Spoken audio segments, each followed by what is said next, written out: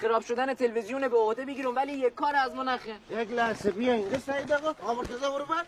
بله. یعنی تو حاضری که قبول بکنی تو زدی تلویزیون رو سوزوندی ها؟ بله. یعنی آقا صادق بعد از عید ورگشت اومد در خانتان میگی مزدم تلویزیون سوزوندم قبوله؟ بله قبول میکنم آقا جان. باشه. آقا مو سند خانم رو میارم به شما. ولی این زدی تلویزیون شما. بله مو شما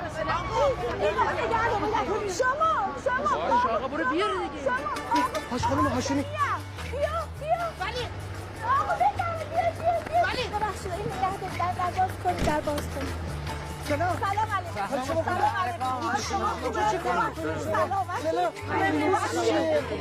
هوا چقدر خوبه. خیلی امروز حالتان بهتره؟ خوب هستی؟ خیلی ببخشید ای تموم شد میخوام بهتون بگم که براتون زوار آوردم. بله. زوار؟ بله.